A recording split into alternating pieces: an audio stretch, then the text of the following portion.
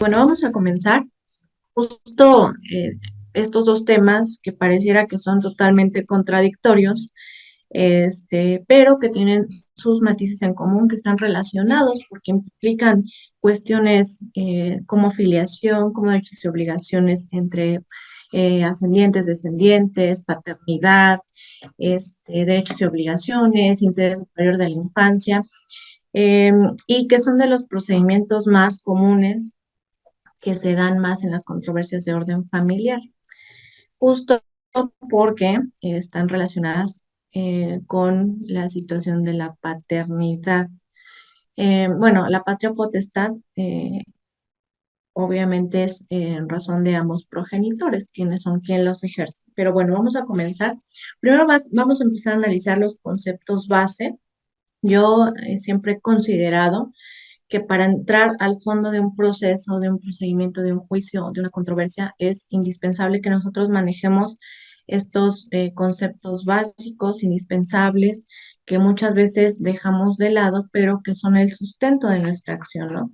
Y recuerden también que para cualquier tipo de acción, cualquier tipo de juicio que nosotros llevemos a cabo, siempre yo les sugiero que cuando llegue a sus manos una problemática, un asunto, analicen eh, 5 situaciones importantes y relevantes, porque a veces estamos medios perdidos y damos la información, damos la asesoría o tomamos un asunto eh, conforme a lo que ya tenemos de conocimiento, pero dejamos de lado algunas situaciones importantes. ¿Cuáles son estas?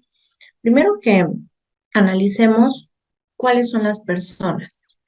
Obviamente, si alguien llega a plantearnos una situación legal, un problema que se va a plantear en un juicio, lo primero que tenemos que tomar en consideración, ¿quiénes son esas personas que están interviniendo? ¿Quién va a ser el actor? ¿Quién va a ser el demandado? ¿Cuál va a ser la calidad o cuál es la función en el proceso, la personalidad de los que van a intervenir en el juicio? Segundo, eh, cuál es el objeto material del curso? ¿Qué es lo que está pretendiendo las partes? ¿Qué es lo que se va a pretender en el juicio? Si bien en este caso hablamos de un reconocimiento de paternidad, ¿qué es lo que se busca además? Nada más que se reconozca legalmente o también se va a buscar el pago de una pensión retroactiva, es decir, ¿cuál es mi objeto principal? Los lugares, el lugar. Esto es importante también para fijar nuestra competencia, ¿no? Este, Justo recuerden que en todos los procesos que donde están inmersos derechos de niños, niñas y infantes, pues el juez competente va a ser el que se encuentre en el lugar donde habitan estos niños. ¿Esto por qué? Porque se van a ventilar y van a ser sujetos en el procedimiento y siempre se prepondera esta situación. ¿Cuáles van a ser mis acciones, ¿no? Es decir, cuál es el proceso que yo voy a llevar a cabo. Una controversia este, sobre el estado civil de las personas y del orden familiar, o qué tipo de acción es la que voy a llevar a cabo. Los recursos, cuáles van a ser los recursos que yo voy a tener en ese procedimiento. Estas 5 cosas son las que ustedes siempre de cajón deben de tener ahí anotaditas cuando les llegue algún asunto, alguna, algún proceso, porque esto les va a determinar, eso les va a ayudar para sentar las bases del camino al cual van a seguir y que es de suma importancia. Y bueno, ya ahorita, obviamente, vamos a ver cómo es el proceso en estos dos casos y cuál va a ser la vertiente o cuál es la similitud en ambos juicios. Bueno, que los dos se llevan en oralidad, que son preponderantemente orales al día de hoy. Y y por eso las audiencias, el proceso es con mucha similitud. Y bueno, para empezar, hablando de la figura principal que nos atañe, es la patria potestad. ¿Qué es la patria potestad? Pues principalmente es este haber, este, esta confusión de derechos y facultades que la ley concede a los padres sobre una persona, sobre sus bienes, respecto a un hijo menor de edad. Obviamente, hilado a las obligaciones que se tienen para protegerlo, para dar para estar en condiciones de el bienestar del menor de edad. ¿Cuál es el objetivo de la patria potestad? ¿Qué es lo que se busca, no? Bueno, pues cuidar de forma integral a los hijos. Al hablar de forma integral es cubrir efectivamente todas las necesidades, ya no nada más las económicas, ¿no? Ya no nada más el hecho de darles lo necesario, sino que es un conjunto de responsabilidades parentales que incluso ya fueron reconocidas también por la Suprema Corte de Justicia. Entonces, ¿sabes qué? Incluso por ahí hay un cuadernillo de la Suprema Corte donde habla bastante de la responsabilidad parental, ¿no? De esta obligación que se tiene de cuidar de forma integral a los hijos y que deriva también precisamente en que si se incumplen algunas de estas responsabilidades, pues obviamente va a tener como consecuencia una pérdida de la patria potestad, como lo estamos viendo en este caso, y que ahorita vamos a ver las causales. ¿Cuáles son las características precisamente de la patria potestad? Eh, bueno, que es de interés público. Dirán, bueno, ¿por qué siempre se habla de un interés público, no? Porque precisamente la función de la familia, socialmente hablando, implica una importancia radical en cualquier país. Siempre se ha visto como la base de la sociedad, como la oportunidad de que haya una mejor sociedad, porque pues en ese núcleo de familias donde se desarrollan, donde crecen, donde se protegen a los grupos más vulnerables y que es una institución de ayuda mutua entre los sujetos, ¿no? Y que pues el Estado tiene particular interés. De ahí también surge, por ejemplo, discusiones importantes como si el derecho familiar pertenece al derecho público, al derecho privado, ¿no? De ahí, y que aún no se ha logrado definir porque tiene, digamos, características de uno y de otro, ¿no? Pero de ahí es donde encontramos el por qué es de interés público, porque incluso este, constitucionalmente la familia está reconocida por el Estado y porque busca la protección, y cuál es el objetivo de esto, ¿no? Pues crear o dar las bases de una mejor sociedad. Precisamente, otra característica es que es irrenunciable. No se puede renunciar a la patria potestad y eso es algo muy común. A mí me llegaban a preguntar muchas personas, obviamente no abogados, Lick, es que puedo renunciar a la patria potestad, ya lo platiqué con la mamá, yo no quiero saber nada ya, no quiero obligación, no se puede, no es una situación que pueda ser o tener esta característica de que renuncies a ella. Este, ¿Por qué? Porque precisamente al ser de interés público y al cuidar los derechos principalmente de los menores de edad, pues conlleva que no se puedan perjudicar su esfera jurídica de derechos y obligaciones, ¿no? Es intransferible también, no podemos delegar la patria potestad, es decir, es de un carácter personalísimo. De ahí también el que en muchos casos, cuando se busca esta parte de que las mamás, por lo regular las mamás hacen una nueva vida en pareja y el padre biológico, el padre que reconoció al hijo legalmente, jamás se apareció, ¿no? O abandonó al hijo y llega una nueva pareja, lo acoge, lo reconoce socialmente como hijo y bueno, se da muchas veces esta situación en donde la madre busca que el padre que le ha dado, el padre de hecho, digámoslo así, pues sea legalmente el progenitor, ¿no? Entonces, si fuera la patria potestad transferible, pues se podría dar fácilmente este supuesto, ¿no? Bueno, te transfiero la calidad, este, o los derechos y las obligaciones que derivan de la patria potestad, pero no es tan sencillo. Primero, pues se tiene que hacer este procedimiento de pérdida de la patria potestad. Es imprescriptible, es decir, todos los deberes, todas las obligaciones que derivan de la patria potestad no van a prescribir.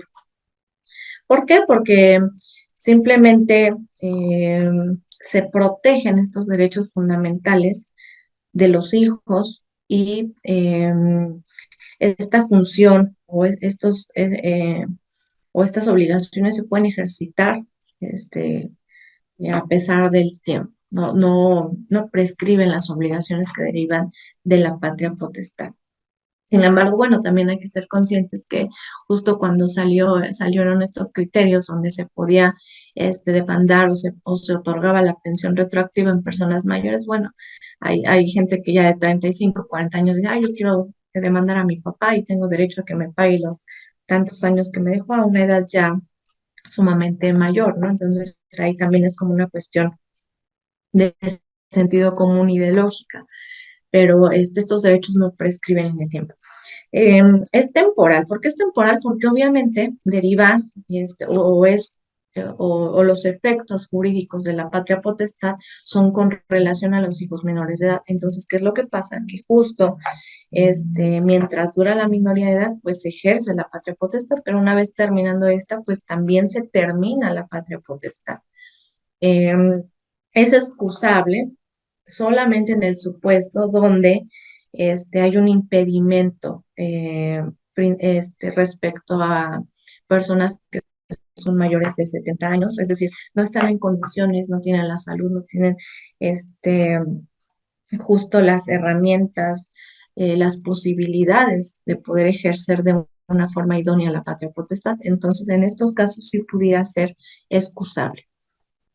Y bueno, ¿quiénes son los sujetos activos de la patria potestad? Bueno, justo este, los sujetos activos son quienes desempeñan o quienes llevan a cabo la patria potestad, es decir, los padres. Y los sujetos pasivos, pues obviamente son los hijos sobre quienes ejerce la patria potestad. ¿Cuáles son estos derechos y estas obligaciones que surgen o que emergen de la patria potestad?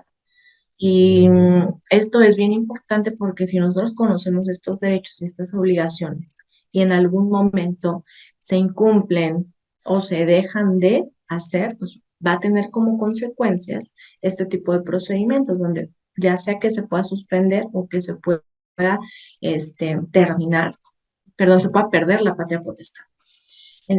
¿Cuáles son estos derechos y obligaciones? Bueno, primero, que se tenga acceso a la salud en todos los sentidos, física, mental, emocional, que se cuide la alimentación, la educación, que haya incluso un sano desarrollo social, familiar, ¿no?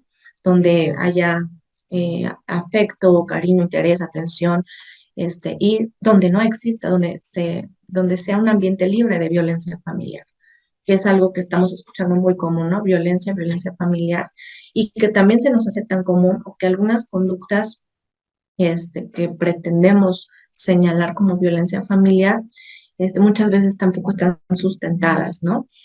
Y también se da mucho esta parte de las cuestiones penales, donde vas y denuncias, abres carpetas de investigación para sustentar una existencia de violencia familiar, que ya lo tocaremos ahorita un poquito adelante respecto al procedimiento, ¿no? Qué tan válido pudiera ser la exhibición de una carpeta de investigación para acreditar una violencia familiar. Pero bueno, estos son los derechos y las obligaciones, el desarrollo de la estructura de la personalidad. Recuerden que en la niñez es cuando se forjan las bases para nuestra personalidad adulta. De hecho, esta situación está muy ligada también a la psicología, ¿no? Si se dan cuenta, muchos adultos tienen ciertas condiciones, ciertas formas de actuar, ciertos traumas que derivan de la infancia, que se llaman los daños de la infancia.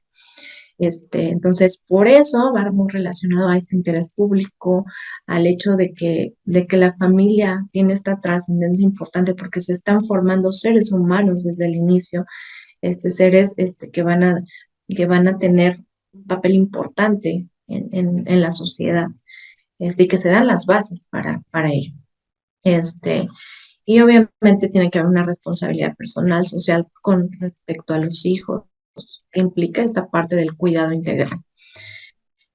¿Cuáles son los efectos respecto a los bienes de los menores? Bueno, cuando se ejerce la patria potestad, los padres, los progenitores, quienes son los únicos que tienen esta capacidad de ejercer la patria potestad, bueno, tienen esta legítima administración de los bienes que pudieran pertenecer a los menores, ¿no?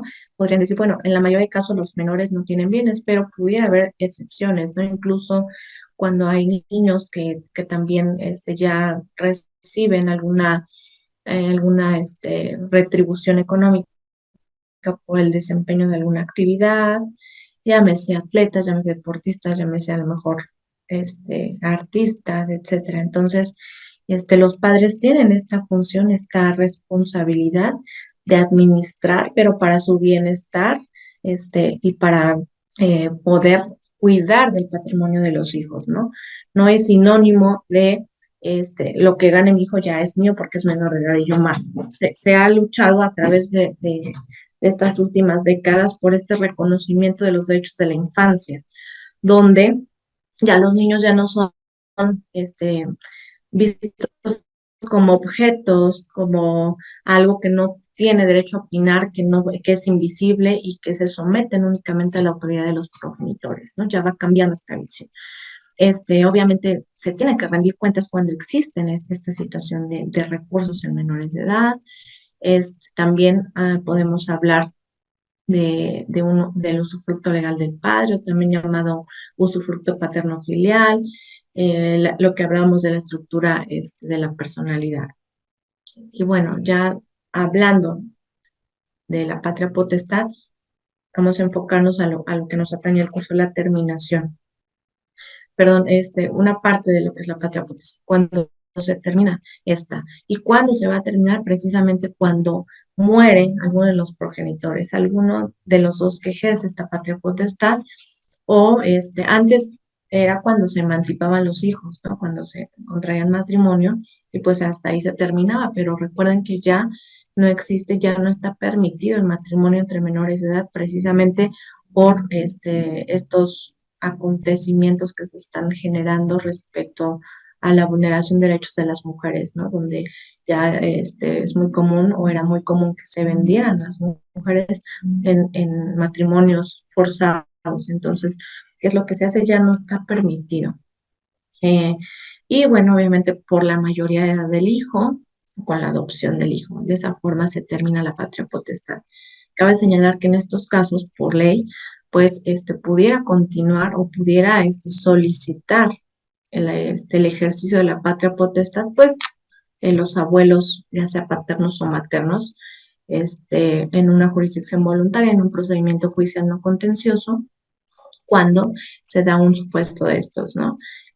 Pero bueno, ahí entraríamos en otro tema, porque tendría que ver también si solamente era reconocido por la madre o si todavía le sobrevive algún padre o están también los abuelos paternos o maternos, ¿no? Ahí es otro tema que se deriva. Déjenme ver el chat de forma rápida. Lick, buenas noches. Si la mamá tiene la patria potestad y fallece, en automático se le pasa al padre o se hace un juicio. Ahí me pones tu nombre, porfis, no, porque me apareces como iPhone para reconocerte, pero no es en automático. Recuerden que los derechos que se solicitan, y más aún cuando se involucran niños, niñas y adolescentes, se tienen que ejercer ante autoridad judicial. No, no es real que se pase automáticamente, no. De hecho, ya lo que se hacía, bueno, que la mayoría de abuelos, en el caso que fallecían la mamá o el papá, no tenían como ese conflicto, ¿no? En las escuelas, ni para poder ejercer esa función de tutor de los menores. Pero ya a mí me ha tocado recientemente que ya en muchas instituciones también públicas de escuelas ya se les exige que si el tutor o quien funge como pues como cuidador o responsable en las escuelas o en alguna situación médica de los niños, es el abuelo, o es otro familiar, A planos y abuelos sí les exigen que acrediten que ellos están ejerciendo la patria potestad. En el caso de otro familiar, pues que están ejerciendo la guardia y custodia. No se hace en automático porque, lo que yo les decía, hay que hacer, en su caso, ya sea un procedimiento judicial no contencioso o jurisdicción voluntaria cuando no hay una controversia. Ejemplo, cuando recientemente me consultaron que la mamá falleció, pero la mamá tenía registrado al hijo como madre soltera, es decir, legalmente no había un progenitor, no existía la figura paterna ni legal ni de hecho. Entonces, ¿qué es lo que pasa? Bueno, se hace un procedimiento de judicial no contencioso donde se solicita, donde ambos abuelos maternos solicitan el ejercicio de la patria potestad. Y bueno, se desahogan las audiencias a través de testimonios, que incluso aunque fíjense que no funge o no está la existencia legal del progenitor, en esa audiencia el juez sí le preguntó a los testigos que si conocían, este, que si conocían, la existencia del progenitor, si alguna vez se había hecho presente y demás. Entonces, en ese caso se consiguió así el ejercicio de la patria potestad para los abuelos maternos.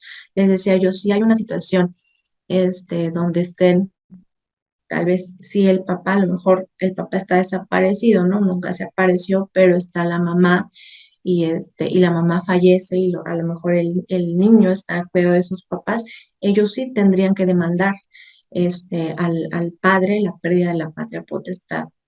Y en su caso, pues también se manda a llamar a los abuelos maternos a los abuelos paternos para que se pronuncien y hagan valer también sus derechos en el juicio, ¿no? Se les emplace a juicio también. Nos dice Minerva, en este caso no se habla de un juicio de tutoría legal, no, bueno, son de naturaleza distinta. Por eso yo les digo siempre, las pautas que yo les di de qué tener en cuenta para un juicio, para saber hacia dónde va tu juicio, es precisamente esto. ¿Cuál es el objeto de tu pretensión? O sea, ¿qué es lo que estás buscando? Si, si lo que quieres es una representación legal de un menor de edad por alguna circunstancia en especial, bueno, se hablaría de una tutoría legal. Si lo que estás buscando es el cuidado, este, eh, se ejercería o se demandaría una guardia y custodia, ¿no? Si a lo mejor en este caso que estamos platicando se busca que la patria potestad sea ejercida por los abuelos, bueno, sería en este caso lo que les estoy comentando, ¿no? Una jurisdicción voluntaria o una controversia en su caso de pérdida de la patria potestad para que se la otorguen a los abuelos, ¿no? Aquí hay que ver qué es lo que estás buscando, cuál es ese objeto, cuál es esa pretensión. Adelante, Patricia, buenas noches, mucho gusto. Buenas noches, licenciada. Mi pregunta sería, tengo una sobrina que el papá de su hijo se fue, Ajá, ya no regresó, dejó de ver al niño a los 2 años. El niño ahorita va a cumplir 14 años y nunca se hizo cargo. Ella estuvo viendo en el DIF para poder, pues, solicitar la pensión, pero pues le pedían muchísimos requisitos y definitivamente ya no siguió adelante. Ahora el joven él es atleta, de repente tiene que viajar a otro país y ella quiere llevar la pérdida de la patria potestad. ¿Sí puede hacerlo?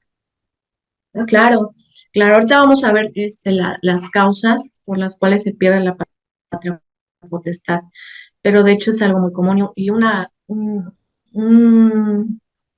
causal que podría ser en ese caso, pues es el abandono, ¿no?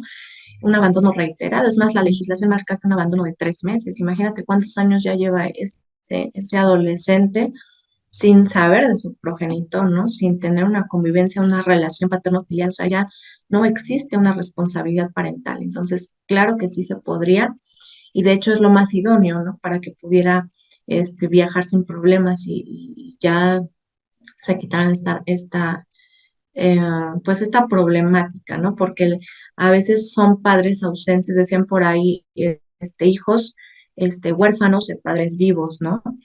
Donde justo, pues se desaparecen, pero las obligaciones y los derechos también están ahí vigentes. Entonces es mejor hacer el juicio de terminación para que, bueno, él esté en condiciones de poder viajar sin la autorización del padre. que no está presente, ¿no? Pero ahorita vamos a ver ya cuáles son esas causales y cómo sería el proceso, ¿sale? Ok, gracias. De nada.